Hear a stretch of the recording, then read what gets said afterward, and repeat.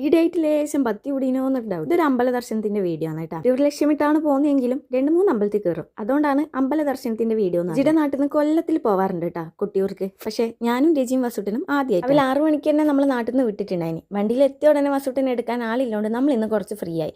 അമ്മ പിന്നെ അക്കര അമ്പലത്തിൽ കയറിയിട്ട് ഇക്കര അമ്പലത്തിൽ പോയിക്കൂടും എന്നൊക്കെ പറഞ്ഞു തരായിരുന്നു. ഒരു കൊല്ലം പോലും മുടങ്ങാതെ കൊട്ടിയൂർക്ക് വരാറുണ്ട്. പുഴയിൽ നിന്ന് കല്ലുകൾ വാരി തമ്മിൽ ഒരച്ച ചന്ദനം കിട്ടുന്നാണ് ഐതിഹ്യം പറയുന്നത്. അത് കണ്ട് ഞാൻ ഒന്ന് ആശ്ചര്യത്തോടെ നോക്കി. പിന്നെ ഞാനും പുഴയിലിറങ്ങി 2 കല്ല് പെറുക്കി ഒരച്ചു നോക്കി. ചന്ദനം കിട്ടീനിട്ടാ. ചന്ദനം പോലെ പുഴയിലിറങ്ങി കുളിച്ച് ചന്ദനം തൊട്ടിട്ട് വേണം അമ്പലം തൊഴാൻ എന്നാണ് അത്രേ പറയാം. എന്തായാലും നമ്മൾ വീട്ടിൽ നിന്ന് കുളിച്ചിട്ടാണ് കേട്ടോ വന്നത്. അത്രല്ല, പുഴയിൽ നല്ല ഒഴുക്കും ഉണ്ടായി. ഇതിനിടെ പുഴയിലിറങ്ങിയ ഒരാള് ഒഴുക്കിപ്പെട്ടു എന്ന് ന്യൂസും കേട്ടിട്ടുണ്ട്. ഇങ്ങനെ അക്കരെ അമ്പലത്തിൽ എത്തിയിട്ടാ നല്ല തിരക്കുണ്ടായിന്. എന്നാലും ഭാഗ്യത്തിന് മഴയൊന്നും പെയ്തില്ല. അതുകൊണ്ട് നല്ല വൃത്തിക്ക് തൊഴാൻ പറ്റിയിട്ടുണ്ട്. ഇക്കരെ അമ്പലം തൊഴുതതിന് ശേഷം നമ്മൾ ഇക്കരെ അമ്പലത്തിൽ പോവാണ്. ഈ യാത്രയ്ക്ക് ചെയ്തത് വെള്ളത്തിലൂടെ ആവണമെന്ന് ആലോചിക്കുമ്പോൾ മാത്രമേ ഒരു ചെറിയ ബുദ്ധിമുട്ട്. ഇക്കരെ അമ്പലത്തിലും വലിയ തിരക്കുണ്ടായാലും തൊഴാൻ പറ്റി. പിന്നെ നേരെ പുരളിമല അമ്പലത്തിലോട്ടാണ് കേട്ടോ പോയത്.